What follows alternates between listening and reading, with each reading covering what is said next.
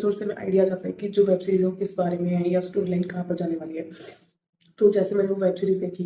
तो जो इन लोगों ने टॉपिक चूज किया है इस वेब सीरीज का वो बहुत सेंसिटिव है एंड जेन्युइन टॉपिक है, ठीक है, जिसके बारे में आमतौर पर लोग है ना बात करना भी पसंद नहीं करते हैं, मतलब कि उसको कहते हैं कि ये तो कोई मुद्दा ही नहीं है, ठीक है।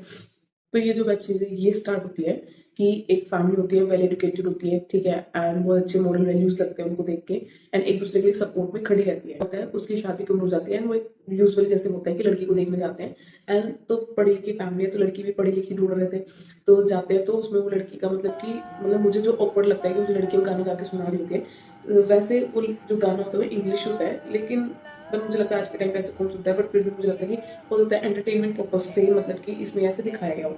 ठीक है। तो फिर समहाउ जो कमलेश होती है वो मना कर देती है रिश्ते के लिए, लेकिन फिर कुछ कुछ चीजें करके सब फैमिली वाले उसको बात करके बना लेते हैं, ठीक है। सबसे अच्छी चीज मुझे क्या लगी फिर इसमें, जो इन्होंने लड़की चूज की थी, जो मेन कैरेक्टर लिया हुआ था, वो लड़की अच्छी पढ़ी लिखी थी, इंग्लिश ऑनर से उसने बीए किया हुआ था। तो जो मूवी है इसमें ये दिखाया गया है कि विदाउट एनी कंसर्न,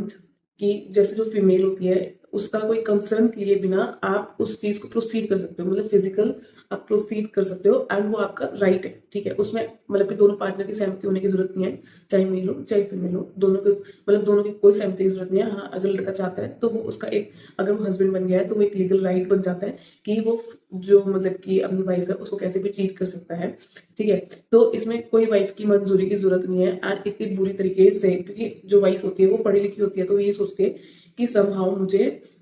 मतलब कि हम पहले फ्रेंड बन जाते हैं या मतलब कहते हैं कि मेरी तबीयत वबीयत ठीक नहीं है, अभी हमें टाइम चाहिए या हमें थोड़ा समझना है एक दूसरे को, ठीक है। तो वो लड़का बिल्कुल भी नहीं समझता, क्योंकि उस सिनेरियो से पता चलता है कि जो उसका थॉट प्रोसेस जो दिख रहा था जस्ट हमें कि बहुत पढ़ी लिखी फैमिली है, जो हेड ऑफ द फैमिली वो बहुत अच्छी पोस्ट पे है, तो उस सिनेरियो से ये पता चलता है कि जो उस लड़की की परवरिश हुई है वो फिर बैकग्राउंड में स्टोरी चलती है कि कैसे उसको बचपन से क्या चीजें देखने के लिए अपनी फैमिली में मिली। अपने पेरेंट्स के पास जाएंगे, हम बातचीत करेंगे वहां जाके कि क्या सिनेरियो होता है, ठीक है, हम उनसे डिस्कस करते हैं, लेकिन यहाँ पे मदर क्या कहते हैं उसको समझा बुझा के उसको वापस उसके घर भेज देती है। फिर मुझे लगता है कि लड़की स्टैंड लेगी, पर उसमें क्या होता है कि वो लड़की सहम जाती है, वो वापस तो नहीं जाती, वो भाग के कहीं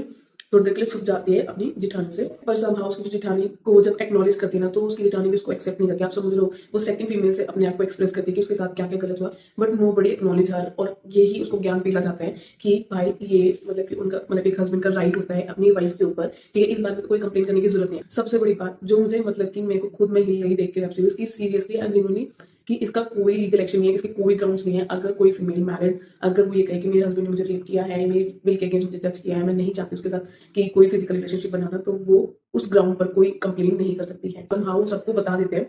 कि मतलब उसके लिए वेब सीरीज देखनी पड़ेगी कैसे कैसे क्या चीजें करते हैं, तो समहाउ वो सबको बता देते हैं